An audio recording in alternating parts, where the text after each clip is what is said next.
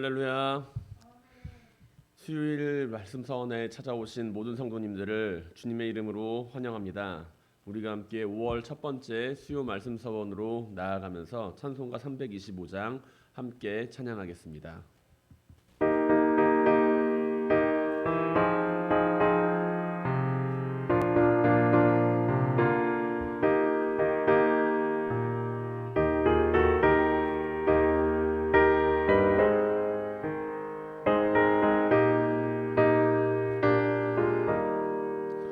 예수가 함께 계시니 시험이 오나 겁없네. 기쁨의 근원 되시는 예수를 위해 삽시다. 날마다 주를 섬기며 언제나 주를 기리고 그 사랑 안에 살면서 딴 길로 가지 맙시다. 이 세상 사는 동안에 주 이름 전파하면서 무한한 복락 주시는 예수를 위해 삽시다. 날마다 주를 섬기며 언제나 주를 기리고 그 사랑 안에 살면서 딴 길로 가지 맙시다. 이 세상 친구 없어도 예수는 나의 친구니 불의한 일을 버리고 예수를 위해 삽시다. 날마다 주를 섬기며 언제나 주를 기리고 그 사랑 안에 살면서 딴 길로 가지 맙시다. 주께서 심판하실 때 잘했다 칭찬하리니 이러한 상급 받도록 예수를 위해 삽시다. 날마다 주를 섬기며 언제나 주를 기리고 그 사랑 안에 살면서 딴 길로 가지 맙시다.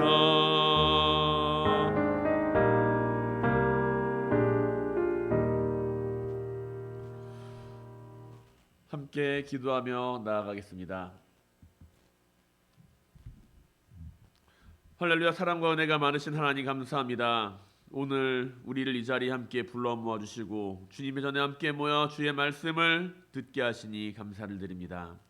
주여, 우리가 언제나 주님의 말씀을 붙들고 살아가는 삶 가운데 주님을 만나는 귀중한 체험을 하게 하시고 우리가 말씀 안에서 주님의 능력을 함께 경험하게 하옵소서. 내가 주님을 바라보는 한 사람의 예배자가 되게 하시며 내가 주님을 따르는 한 사람의 제자가 되게 하옵소서.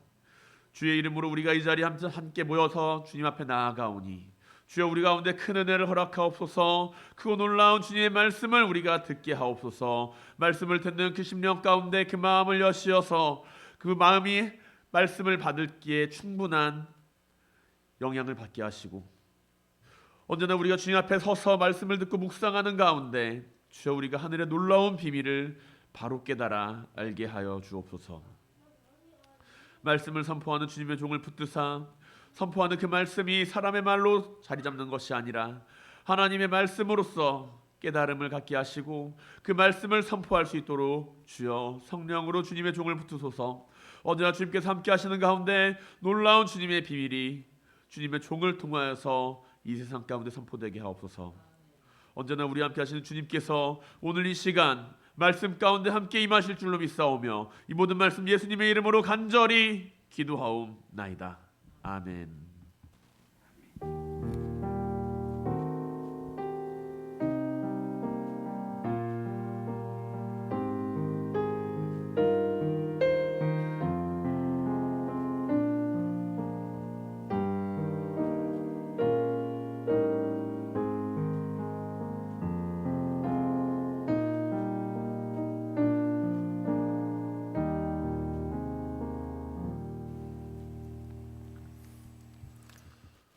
하나님이 오늘 우리에게 주시는 말씀은 요한복음 6장 말씀입니다. 요한복음 6장 12절부터 15절까지의 말씀을 우리가 함께 봉독하면서 나가도록 하겠습니다. 함께 봉독하겠습니다. 그들이 배부른 후에 예수께서 제자들에게 이르시되 남은 조각을 거두고 버리는 것이 없게 하라 하심으로 이에 거두니 보리떡 5개로 먹고 남은 조각이 12바구니에 찼더라. 그 사람들이 예수께서 행하신 이 표적을 보고 말하되 이는 참으로 세상에 오실 그 선지자라 하더라. 그러므로 예수께서 그들이 와서 자기를 억지로 붙들어 임금으로 삼으려는 줄 아시고 다시 혼자 산으로 떠나 가시니라. 아멘. 할렐루야. 이 시간 주님의 말씀 가운데 나아가기에 앞서서 서로가 서로에게 사랑과 축복의 인사를 나누며 인사할 수 있기를 원합니다. 주님의 이름으로 사랑하고 축복합니다. 주님의 이름으로 사랑하고 축복합니다. 영상을 통해서도 예배를 드리시는 모든 분들에게도 오늘 이 밤 주님의 은혜와 사랑이 함께할 수 있기를 간절히 축원합니다. 우리는 자신이 할 수 있는 일과 할 수 없는 일에 대해서 알고 있습니다. 그리고 나는 내 자신이 할 수 없는 일에 대해서 때로는 타인의 도움을 받고 싶어 할 때도 있습니다. 내 힘으로 스스로 해결이 된다면 좋겠지만 많은 경우에 있어서 우리는 내 힘으로 해결할 수 있는 것보다 해결할 수 없는 것들이 많이 있다는 것을 알고 있죠. 집에 이제 파이프가 고장이 났다. 수도꼭지가 고장이 났다. 그것을 고칠 수 있는 사람이 있다. 고칠 수 있는 사람은 스스로 고치겠지만 만약에 그것을 고치지 못하는 사람은 다른 업체를 부르거나 전문가를 불러서 그것을 고치게 될 것입니다. 내가 잘하는 것이 있으면 미숙한 일이 있을 것이고 내가 미숙한 일이 있으면 잘하는 일도 있기 마련이라는 것이죠. 요리를 잘하는 사람이 그림도 잘 그리고 글도 잘 쓰고 운동까지 잘하고 외모까지 잘생겼다. 그러면 우리는 그 사람을 엄친아라고 부릅니다. 엄마 친구 아들은 언제나 그렇게 다 잘하죠. 하지만 우리가 만약에 우리가 그 사람에 대해서 알게 될 때 이 사람도 못하는 게 있구나라는 것을 발견할 수도 있습니다. 우리는 누구에게나 엄마 친구 아들입니다. 우리는 누구에게나 엄마 친구 아들이고 누구에게나 엄마 친구 딸입니다.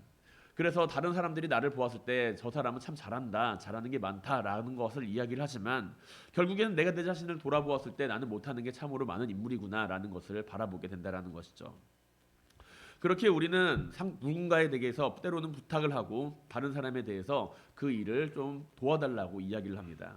이렇게 도와달라고 이야기를 할 때 누군가에게 부탁을 할 때 우리는 그 사람이 그 일을 할 수 있다라는 가정하에 그것을 부탁한다라는 것이죠. 그런데 내가 하는 그 부탁이 때로는 그 사람에게 있어서 올바르지 않은 부탁이 될 수도 있습니다. 가령 예를 들어서 우리는 요리사에게 요리를 부탁하는 것이 맞다는 것을 알고 있습니다. 경찰에게 도둑을 잡는 것을 부탁하는 것이 올바른 이야기라는 것도 알고 있죠. 그런데 내가 봤을 때 경찰이 요리를 잘해요. 그러면 우리는 경찰에게 요리를 부탁할 수도 있습니다. 하지만 그렇다고 해서 그 경찰이 요리에 집중해서 자신의 일을 벌이지는 않는다라는 이야기입니다. 우리는 그 경찰에게 요리를 부탁할 수는 있지만 그 경찰이 요리를 부탁받았을 때 만약에 다른 도둑이 등장하거나 긴급 호출이 일어나게 된다면 그는 자신이 하고 있는 요리를 내팽개치고 도둑을 잡으러 가겠죠. 호출에 응하게 될 것입니다. 그러나 그럼에도 불구하고 우리는 저 사람에게 요리를 부탁했는데 왜 저 사람은 저렇게 뛰쳐나가는 거야? 라고 이야기를 한다면 그것은 조금 잘못된 이야기라는 것입니다. 만약에 요리사한테 우리가 요리를 부탁했다라고 한다면 옆에서 경찰을 호출이 올리든 자기에게 비싼 자기의 전화가 와가지고 찾는 전화가 오든 나에게 부탁받은 요리가 있다라고 한다면 엄청나게 급한 일이 아니고서야 내가 부탁한 일은 다 마무리를 짓기 마련이겠죠. 우리는 때로 이러한 모습을 종종 보일 때가 있습니다. 요리사에게 요리를 부탁하고 경찰에게 도둑 잡는 일을 부탁을 해야 하는데 경찰에게 요리를 부탁하고 요리사에게 도둑 잡는 일을 부탁할 때가 종종 있다라는 것이죠. 내 자신이 급하거나 아니면 내가 생각할 때 이게 맞다라고 생각이 들 때 우리는 그렇게 부탁을 합니다. 오늘 본문을 보게 되면 우리는 무리들이 주님을 향해 대하는 모습을 바라볼 수가 있습니다. 그 무리들이 주님을 임금으로 삼고자 한다는 것이죠. 오늘 본문 14절에서 사람들은 이렇게 이야기를 합니다. 그 사람들이 예수께서 행하신 그 표적을 보고 말하되 이는 참으로 세상에 오실 그 선지자라 하더라. 이 세상에서 오신 주님께서 왕으로 오셨는데 마치 사람들이 그것을 알아보고 주님을 왕으로 세우려는 것처럼 보인다라는 말씀처럼 느껴질 수도 있습니다. 그러나 주님께서는 이러한 이들을 피해서 다른 곳으로 홀로 가십니다. 15절 말씀을 바라보게 되면은 주님께서 하신 행적에 대해서 성경은 기록합니다. 그러므로 예수께서 그들이 와서 자기를 억지로 붙들어 임금으로 삼으려는 줄 아시고 다시 혼자 산으로 떠나 가시니라라는 것이죠. 사람들은 주님을 임금으로 삼고자 하지만 주님께서는 그러한 무리들의 요구에 응하지 않으셨습니다.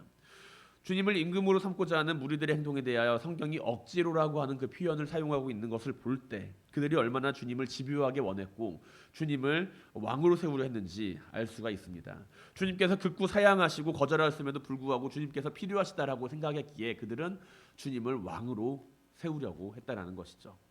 억지로 자신들의 왕으로 세우고자 하는 모습에서 우리는 주님께서는 그들을 향해 피해 가시고 그들은 주님을 찾고 있는 그러한 모습을 바라볼 수가 있다라는 이야기입니다. 우리는 때로 주님을 내 삶의 주인이라고 고백을 합니다. 나는 내 삶의 주인으로 주님을 고백하는 사람들입니다. 이것을 다른 의미로 이야기를 한다면 주님께서 내 삶의 주인 그리고 곧 내 삶의 왕이 되시는 분이다라고 우리는 고백을 하죠. 그런데 만약에 내가 주님을 찾을 때 주님께서 도망치지 않는다라고 하는 보장이 있나요? 내가 주님을 찾고 있는데 오늘 본문에 등장하는 이 모습처럼 내가 주님을 왕으로 모시겠습니다. 내가 주님을 내 주인으로 모시겠습니다. 라고 이야기를 할 때 주님께서는 과연 나를 만나주고 계시나요? 주님께서는 자신을 찾는 이들을 향하여서 그들을 불쌍히 여기시고 긍휼히 여기시는 분입니다. 자신을 찾아온 이들을 향하여 함부로 그들을 버리지 않으십니다. 그렇게 큰 무리가 주님을 찾아왔음에도 불구하고 그들을 먹이시기 위해서 보리떡 5개와 물고기 2마리를 통하여 그들을 긍휼히 여기사 많은 것들을 그들이 원대로 먹이신 주님의 모습을 바라본다면 주님께서는 왜 그들을 피하셨는지 우리는 그 이유에 대해서 생각을 해보아야만 한다라는 것입니다. 주님께서 긍휼하게 여겼던 이들, 주님께서 그들에게 먹이기를 원하셨던 그 무리들이 주님을 모시고 주님을 왕으로 삼기고자 하였을 때 왜 그들의 요구에는 응답하지 않으셨던 걸까요? 왜 그들을 피해서 산으로 혼자 가셨을까요? 우리는 주님의 마음을 알지 못한 채 우리가 오늘 본문에 등장하는 이 주님의 마음을 알지 못한 채 내가 주님을 왕으로 세우고 내 삶의 주인으로 삼겠습니다 라고 이야기를 한다면 어쩌면 주님께서는 오늘 본문에 나오는 모습처럼 우리를 피해서 도망치실 수도 있을지 모릅니다. 만약에 내가 주님께서 오늘 무리들을 도망친 이유에 대해서 깨닫지 못하고 있다라고 한다면 나는 아무리 주님을 찾고 주님을 왕으로 세우고자 하여도 주님께서는 나를 만나주지 않으실 수 있다라는 이야기이죠. 그렇게 오늘은 우리가 이 세상을 살아가면서 이 무리들과 같은 실수를 반복하지 말아야만 합니다. 왜 무리들은 주님을 왕으로 세우고자 하였고 주님께서는 왜 그들의 요구에 대해서 그들을 긍휼히 여기심에도 불구하고 거절하고 자리를 피하셨던 걸까요?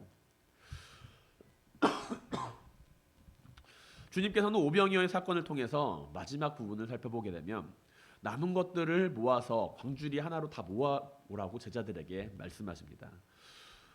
우리는 이 모습을 바라보면서 주님께서 근검절약하시는 분인가 아니면은 환경 보호를 하시는 분인가 라는 것으로 생각을 할 수가 있겠지만 주님께서 단순히 근검절약하기 위하여서 내일에 먹을 양식을 비축하기 위하여서 그리고 환경을 보호하기 위하여서 남은 것들을 모으시지는 않았을 겁니다. 물론 그런 이유가 없다라고는 하기는 좀 어렵긴 하겠지만 그것은 이제 부차적인 이유일 것이고 더욱 중요한 이유로 남은 것들을 모으라고 이야기를 하셨다라는 것이죠. 하나님께서 베푸신 은혜에 대해서 하나님께서 그들에게 먹이시고 베푸신 그 은혜에 대해서 그것을 버리거나 소홀하게 하는 것이 아닌 그것을 모으라고 하는 그 모습은 우리에게 많은 것들을 돌아보게 한다라는 이야기입니다. 우리는 세상을 살면서 근검절약에 대해서 중요하게 생각을 합니다. 절약하고 아끼고 그리고 그것을 통해서 내가 내일의 일을 준비하는 삶, 그것을 이야기를 할 때가 많이 있습니다. 저축을 통해서 내가 가진 것을 모으고 그리고 그 모은 재산을 통해서 내일의 나를 위하여서 내일의 미래를 위하여서 알지 못하는 일을 위해서 대비한다라는 개념으로 우리는 저축과 그리고 내가 가지고 있는 소유에 대해서 절약하는 모습을 가지고 살아가죠. 그렇게 우리는 마구잡이로 서비하고 소비하는 사람들의 모습을 보면은 저 사람처럼 살면 안 된다라고 이야기를 합니다.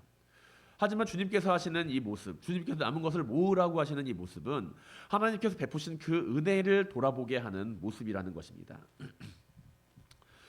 주님께서는 근검절약 정신을 보여주시기 위하여 남은 것을 모으라고 한 것이 아니라 그것을 어딘가에 따로 쓰기 위해서 모으라고 하신 것이 아니라 하나님께서 베푸신 것에 대하여 함부로 낭비하거나 쓰고 버려도 좋은 것으로 여기지 않았다라는 것이죠.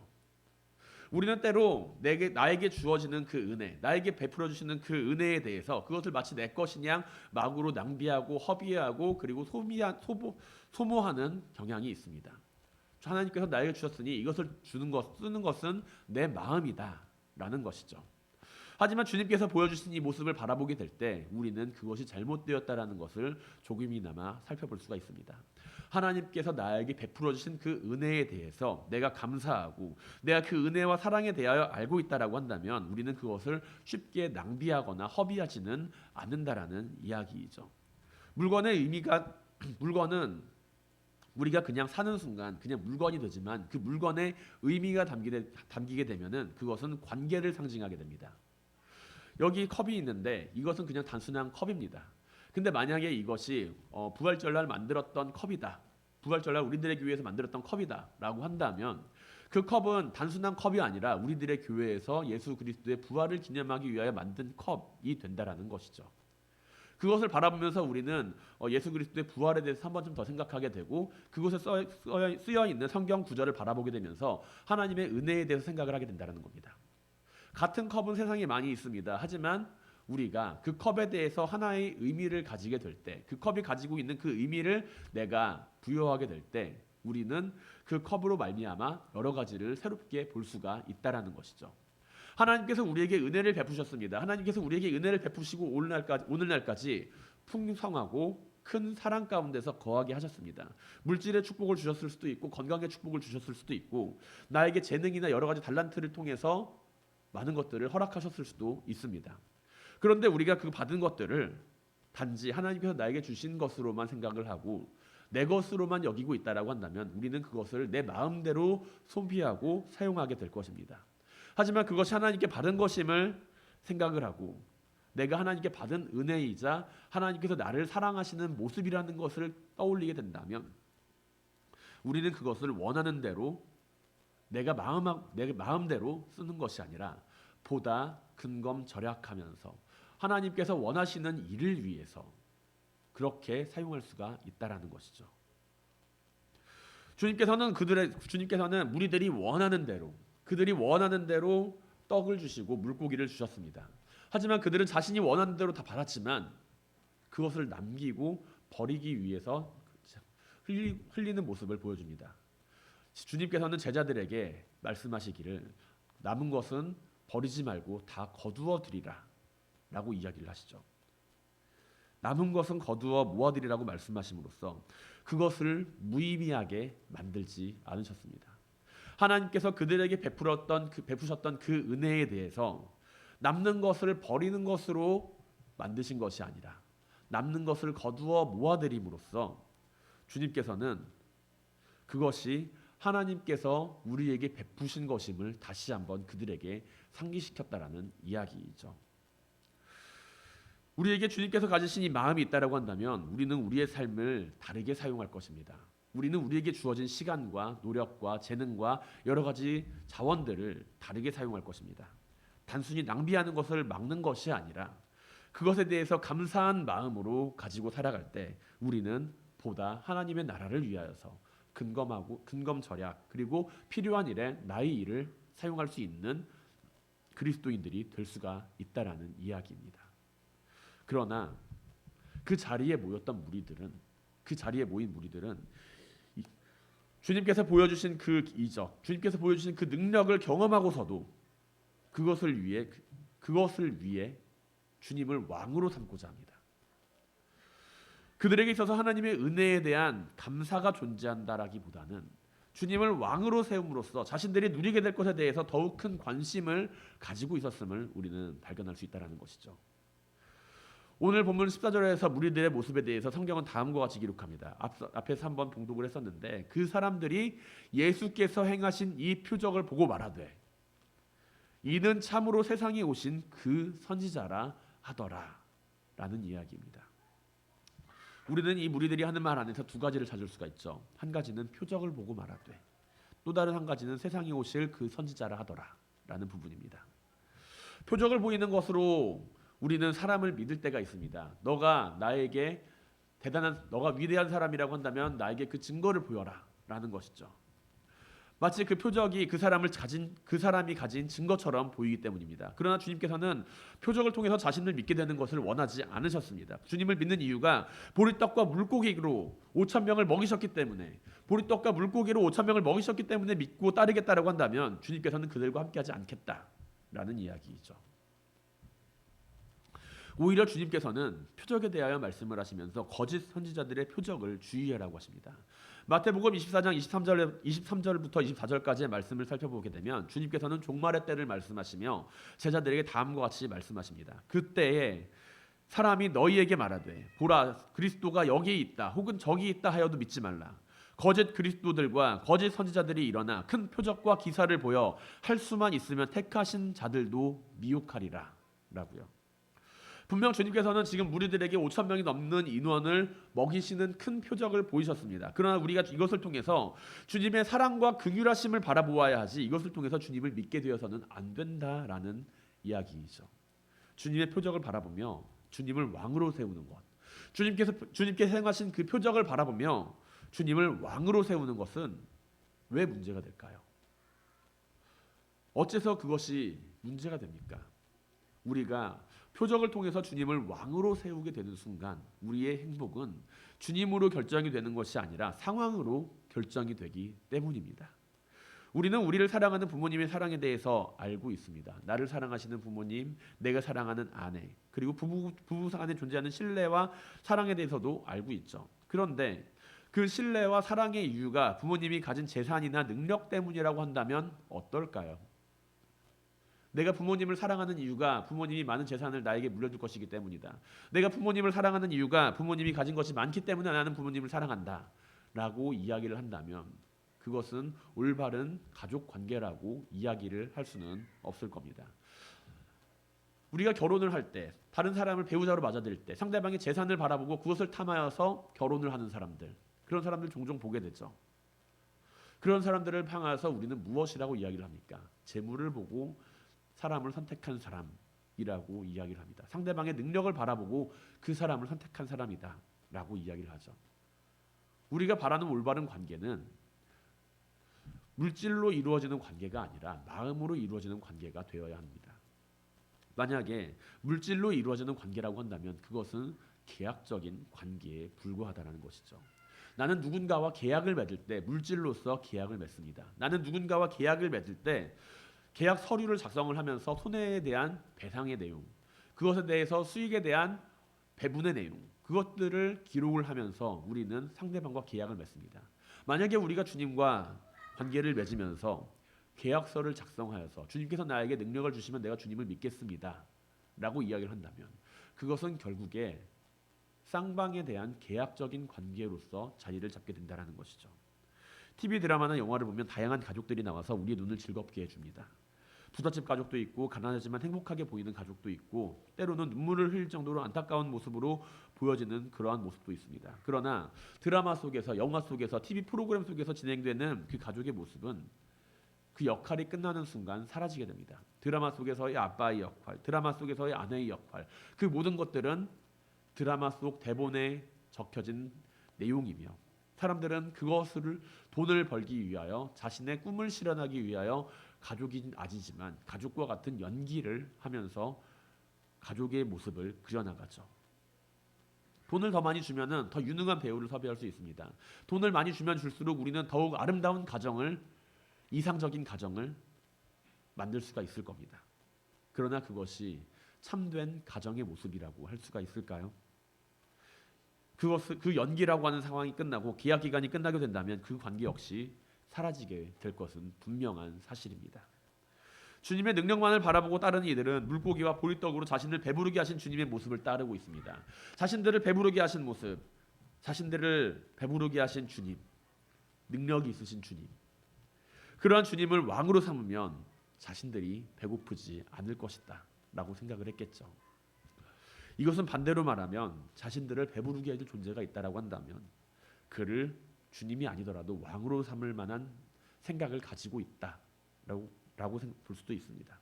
굳이 주님이 아니어도 자신들을 배부르게 해줄 사람이 있다면 그들을 따를 것이고, 주님께서 이들에게 먹을 것을 제공하지 않는다라고 한다면 나는 주님을 따르지 않겠습니다 라고 이야기를 할 수가 있습니다. 그렇기에 요한복음 오늘 본문에 등장하는 내용을 통해서 이 무리들이 가지게 되는 결론은 66절을 바라보게 되었을 때 많은 무리들이 주님께서 하신 말씀을 듣고서 그를 떠났다라고 성경은 기록합니다. 주님께서 이들에게 먹을 것을 제공해 주셨기 때문에, 주님께서 이들에게 이들이 원하는 것을 채워주셨기 때문에 주님을 따르고자 한다면 그들은 결국에 자신의 필요가 채워지지 못하는 주님은 떠나게 된다라는 이야기이죠. 우리는 때로 주님을 바라보며 주님의 능력을 원할 때가 많이 있습니다. 우리에게 능력을 베풀어 주시기를 원합니다. 건강을 주시기를 원하고 많은 재화를 허락하시기를 원하고 남들이 받지 못한 놀라운 축복과 은혜를 얻게 되기를 원합니다. 그러나 주님을 따르는 목적이 단지 그것으로 한정되어 있다면 주님께서는 결코 그와 함께하지 않으실 것입니다. 분명 주님께서는 무엇이든지 원하는 대로 구하라 라고 말씀을 하십니다. 그것들을 다 채워주시겠다라고 말씀을 하십니다. 요한복음 15장 7절의 말씀을 통해서 주님께서는 무엇이든지 나에게 구하라 라고 이야기를 하시죠. 그러나 그 말씀을 바라볼 때 우리는 주님께서는 주님께 아무거나 구하고 주님께 자신의 정욕을 따라 구하는 것이 아니라 주님의 말씀을 새기는 가운데 주님께 구하는 이들이 되어야 한다라는 것을 기억할 수가 있습니다. 너희가 내 안에 거하고 내 말이 너희 안에 거하면 무엇이든지 원하는 대로 구하라. 그리하면 이루리라. 우리는 앞의 내용을 싹 빼고 뒤의 내용만을 묵상하기를 좋아하죠. 무엇이든지 나에게 원하는 대로 구하라. 그리하면 이루리라. 그러나 주님께서 하시는 말씀은 너희가 내 안에 거하고 내 말이 너희 안에 거하면 무엇이든지 구하라는 이야기입니다. 주님 안에 거하는 사람이, 주님의 말씀을 듣고 구하는 사람이 자신의 정욕을 위해서, 자신의 필요를 위해서 주님을 왕으로 삼고 따르는 이들은 아니겠죠. 우리는 주님의 능력을 구하는 이들이 아니라 주님을 따르는 이들이 되어야 합니다. 우리는 주님의 능력만을 구하는 이들이 아니라 주님을 믿고 따르는 가운데 주님의 능력을 체험하는 이들이 되어야 한다는 이야기입니다. 사랑하는 성도 여러분, 온전히 주님을 따르는 일에 우선 힘쓰는 주님의 제자가 되시길 바랍니다. 모인 무리들처럼 자신의 배를 채워주실 주님을 바라보는 것이 아니라 우리의 생명을 구원하실 주님을 바라보게 되길 바랍니다. 분명 인생을 살아가는 데 있어서 떡과 물고기는 중요합니다. 떡과 물고기가 있어야만 우리는 배를 채울 수가 있습니다. 그날의 일용할 양식을 채울 수 있는 것은 분명히 필요합니다. 그러나 단지 그것만을 위해서 주님을 따르는 이들이 되지 말아야 한다는 이야기입니다. 주님께서는 이야기를 하시죠. 공중 나는 새를 보라. 들의 들풀을 보아라. 그것들조차 입히시고 먹이시는 하나님이시거든 하물며 너희들을 그냥 버려둘까 보냐.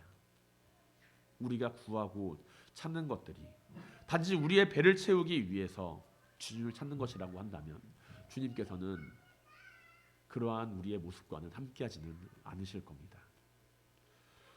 주님께서는 우리의 배를 채워주시기 위해 이 땅 위에 오신 분이 아니시고 주님께서는 우리의 구원을 이루어 주시기 위하여 이 땅 위에 오신 분이시기 때문입니다.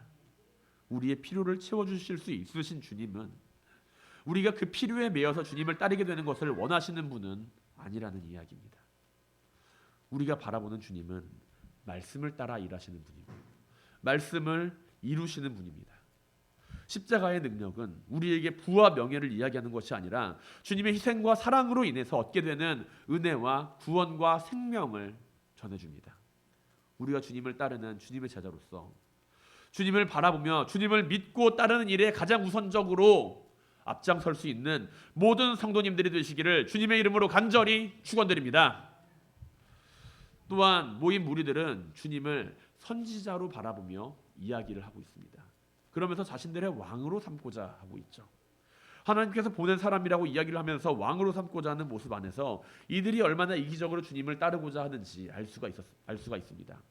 이들은 광야에서, 아무것도 없는 그 광야에서 떡을 먹이시는 주님의 모습을 바라보며 모세의 모습을 떠올렸을 것입니다. 유월절이 얼마 지나지 않아서 무리들은 예루살렘으로 모여들었고 유월절이 출애굽을 기억하는 하나의 절기임을 감안하면서 광야에 모여서 떡을 무리들에게 나눠주시는 그 주님의 모습은 마치 모세가 이스라엘 백성들을 광야에서 만나와 메추라기로 먹였던 그 모습을 상기시키게 되기 때문입니다. 그렇게 이들은 광야에서 떡을 먹이시는 주님의 모습을 바라보며 신명기 18장 15절에서 예언된 모세와 같은 선지자로 그들은 이해하였을 것입니다. 내 하나님 여호와께서 너희 가운데 내 형제 중에서 너를 위하여 나와 같은 선지자 하나를 일으키시리니 너희는 그의 말을 들을지니라 라고 모세는 이스라엘 백성들에게 예언을 하였다는 것이죠. 이러한 말을 할 정도라면 모인 무리들 가운데 단순히 떡만을 먹는 것을 원하는 사람들이 아니라 단순히 떡 먹는 것 이상으로 주님을 원하는 이들이 있었음을 우리는 바라볼 수가 있습니다. 이들은 떡보다도 더욱 중요한 것을 찾고 있는 것처럼 보입니다. 마치 모세가 예언한 그 선지자의 모습이 여기 있다라고 이야기를 하면서 주님께서 바로 그 선지자다 라는 모습으로 주님을 대하는 것처럼 보입니다. 그러나 결국 이들이 원하는 건 역시 떡을 만드는 주님의 모습을 바라보고 있다라는 것이죠. 신명기에 기록된 모세의 이야기의 핵심은 그가 하는 말을 들으라는 것입니다. 그가 하는 말을 들으라. 장차 너희를 구원할 메시아가 오면 너희는 그 말을 들으라는 것이죠. 불순종하거나 자신들의 억지를 챙기는 것이 아니라 그 말을 듣고 순종하라라는 이야기입니다. 모세는 광야에서 이스라엘 백성들을 이끌어가며 무지한 백성들, 반항하는 백성들, 수시로 불평하고 불만을 가지고서 따라오는 백성들, 그 백성들을 이끌면서 수많은 어려움을 경험을 했을 것입니다. 그러한 모습을 바라보면서 하나님은 이스라엘 백성들을 향하여 목이 곧은 백성이다 라고 이야기를 하고 계시죠. 모세가 광야에서 경험하였던 것과 마찬가지로 모인 무리들은 자신에게 베푸시는 하나님의 은혜를 체험하면서도 자신들의 이득을 챙기기에 바쁜 모습을 보여줍니다. 주님을 왕으로 세운다. 얼핏 보면 매우 큰 일을 행할 것처럼 보이고 주님을 마치 자신의 왕으로 세움으로써 주님을 높일 것처럼 이야기를 하지만 그들은 주님께서 사양하시고 아니라고 이야기를 하심에도 불구하고 억지로 왕을 세우려고 하는 그 이유가 단순히 주님을 왕으로 세움으로 인해서 단순히 주님을 왕으로 세우고자 하는 것이 아니라 주님을 왕으로 세움으로 인해서 자신들의 소리를 내고 싶어 했다라는 이야기이죠. 내가 주님을 왕으로 세운 사람이다. 내가 주님을 왕으로 세웠다. 나는 주님께서 이야기를 할 때 주님을 왕으로 세움으로 인해서 그의 말씀을 듣는 것이 아니라 자신들의 목소리를 대변해줄 대언자를 찾고 있었다라는 이야기입니다. 억지로 주님을 왕으로 세우고자 한 것은 분명 주님의 말씀에 순종하지 않은 것입니다.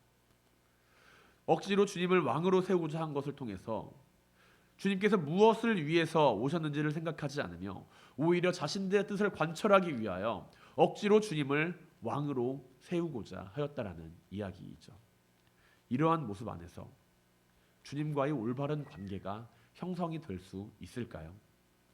내 뜻을 세우고 그것을 위해서 주님을 왕으로 세우라는 모습 안에서 주님과의 올바른 관계가 맺어질 수 있다라고 생각을 하십니까? 아마 그렇지 못할 겁니다. 우리는 주님을 왕으로 세우라는 무리들의 모습 안에서 오늘날 우리의 모습을 또한 함께 발견하게 됩니다. 내가 뜻을 세우고 주님을 왕으로 세우려는 모습이죠. 내가 뜻을 세우고 그 일을 이루기 위하여 주님을 내 왕으로 삼는다라고 하는 모습입니다. 분명 주님께서는 우리에게 비전을 주시고 사명을 주시고 우리가 해야 할 일을 알려주십니다. 우리는 목적을 세우고 주님을 따르는 사람들입니다. 그러나 나의 목적이 주님보다 앞서고 내가 주님을 따라 살아가는 그 삶 안에서 내가 가지고 있는 뜻을 세우고 그 안에 주님을 끼워 맞추려고 한다면 나는 결국에 오늘 본문에 등장하는 우리들과 별반 다를 바가 없다라는 것이죠. 우리가 비전을 가지고 사명을 가지고 살아가는 것, 그것은 내 뜻을 세우고 내가 주님을 그 안에 가두는 것이 아니라 내가 주님을 따르는 가운데 주님께서 주시는 마음 안에서 세워져야만 하는 것입니다. 인생의 주인으로 내 삶의 왕으로서 내가 주인으로 주님을 삼겠다라고 하는 것은 내가 주님을 따르는 사람이다라는 것을 이야기하는 것이지 내 삶의 목표에 주님을 끼워 맞추는 이야기는 아닙니다. 사랑하는 성도 여러분, 우리의 삶이 주님이 원하시는 삶이 될 수 있길 바랍니다. 내 뜻을 관철하고 내 주장을 굽히지 않고 목이 곧은 이스라엘 백성들처럼 주님을 따르는 것이 아니라 그것에 주님을 끼워 맞추는 것이 아니라 주님을 믿고 따르는 삶 안에서 우리의 비전과 사명을 발견할 수 있는 주님의 제자가 될 수 있길 바랍니다. 주님께서는 오병이어의 기적을 통해서 배고픈 이들을 먹이셨죠. 무리들은 이러한 주님을 왕으로 섬기고자 하지만 주님께서는 자신의 목적을 이루기 위해 주님을 찾는 이들, 자신의 이득을 채우기 위해서 주님을 찾는 이들, 그런 이들을 통해서 왕으로 세워지는 것을 원하지 않으셨습니다. 주님을 내 삶의 왕으로 세우는 게 중요한 일이 아니라는 것이죠. 주님을 내 삶의 주인으로 삼는 것보다 중요한 것은 내가 주님을 어떻게 주인으로 삼고 있으며 내가 어떻게 주님을 왕으로 바라보고 있는지에 대해서 바르게 보는 시각을 가지고 있어야 합니다.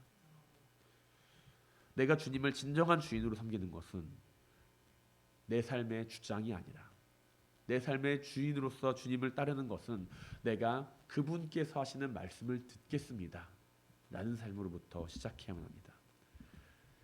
하나님의 은혜에 감사하며 언제나 주님을 내 삶의 진정한 주인으로 삼고 따르는 모든 성도님들이 되시기를 주님의 이름으로 간절히 축원드립니다. 우리가 이 시간 함께 찬양하며 기도하며 나아가길 원합니다. 일상이라고 하는 찬양입니다. 우리가 함께 찬양하며 나아갈 때 우리에게 주신 일상 안에서 언제나 하나님께 감사하고 찬양하는 그 모습을 잃지 않게 달라고 기도할 수 있길 바랍니다.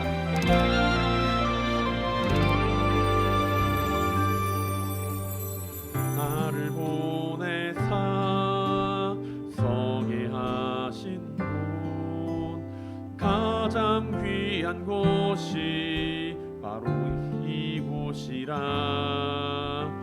내게 주신 곳 광야와 같아도 믿음과 소망 가지고 최선을 다하리. 나의 작은 삶 주께 드릴 때 나의 삶을 통해 주 영광 받으리. 내게 맡기신 가장 귀한 이곳 감사와 순종으로 오늘을 살리라. 나의 일상을 통해 하나님께 영광을 나의 일상을 통해 생명의 복을 내게 맡기신 이곳 나를 부르신 곳에 이뤄지길 원합니다.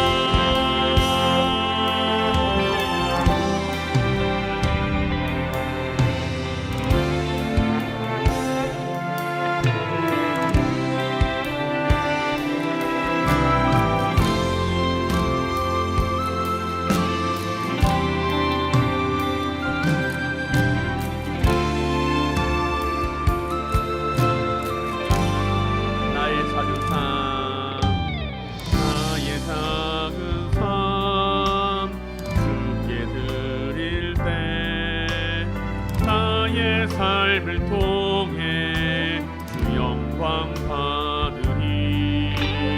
내게 맡기신 가장 귀한 이곳 감사와 순종으로 오늘을 살리라. 나의 일상을 통해 하나님께 영광을, 나의 일상을 통해 생명의 복음을, 내게 맡기신 이곳 나를 부르신 곳에 하나님의 나라가 이루어지길 원합니다. 우리가 시간 함께 기도하며 나아갈 수 있기로 합니다. 주여, 우리가 주님을 따르게 하옵소서. 우리가 하나님 아버지 내 삶의 이익과 내 삶의 성욕을 위해서 주님을 구하고 찾는 자들이 아니라 주님을 온전히 따르는 자들이 되게 하옵소서. 주님을 바라보며 십자가를 바라보게 하시고 주님께서 하나님 아버지 베풀어 주신 그 사랑과 은혜 안에서 사명을 발견하게 하옵소서. 함께 기도하며 나아가겠습니다. 주여, 할렐루야. 사랑과 은혜가 많으신 하나님 아버지 감사합니다. 오늘 우리를 이 자리에 함께 불러 모아주시고 주의 말씀 가운데 서게 하시니 감사를 드립니다. 주여, 우리가 하나님 아버지 내가 주님을 온전히 바라보게 하옵소서. 내가 오직 예수 그리스도의 그 이름을 붙들면서 이 세상을 살아가게 하옵소서. 내가 하나님 아버지 보리떡과 물고기를 통하여서 주님께서 베풀어 주신 그 사랑을 바라보게 하시며, 내가 하나님 아버지 우리에게 베풀어주신 그 능력을 통하여서 하나님 아버지 주님을 따르는 교만한 마음이 아니라 하나님, 내가 주님께서 베풀어주신 그 사랑 안에서 주님을 따르게 하옵소서.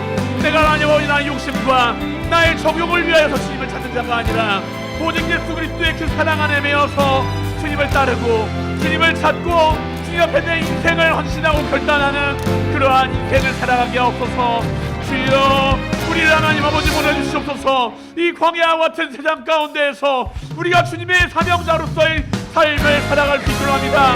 나와 함께 하시는 그 주님의 모습을 바라보게 하시고 우리가 하나님 언제나 감사하며 주님의 말씀 안에 거하는 거룩한 삶을 살아가게 하옵소서.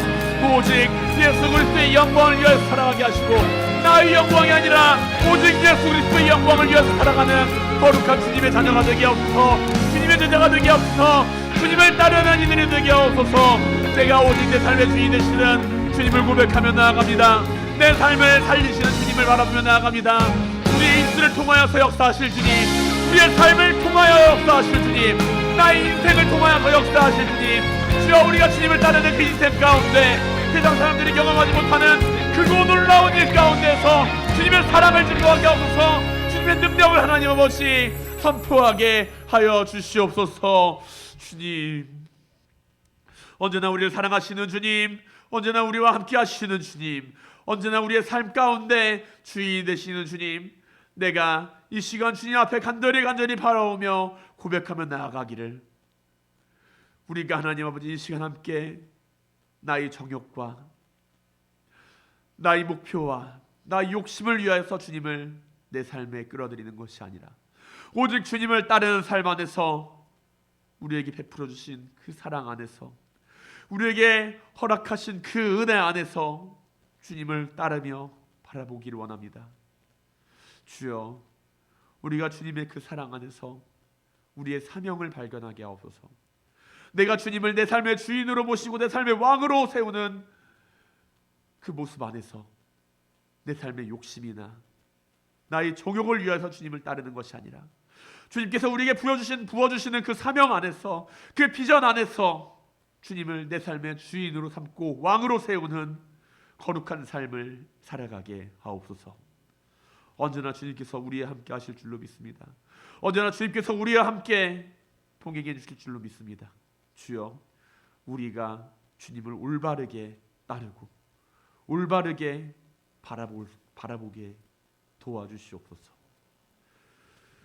이제는 우리 주 예수 그리스도의 은혜와 아버지 하나님의 크고 놀라우신 사랑하심과 성령님의 감동 감화 교통하시는 역사하심이 예수 그리스도를 따르며 우리에게 보여주시는 그 사랑과 은혜 안에서 주님을 내 삶의 주인으로 삼고 내 삶의 왕으로 삼으며 살아가겠다고 마음문 열고 결단하는 사랑하는 성도님들의 가정과 기업과 그 생활 위에 이 지역과 이 나라와 이 민족 가운데 영원토록 함께 하시기를 주님의 이름으로 간절히 축원하오나이다. 아멘.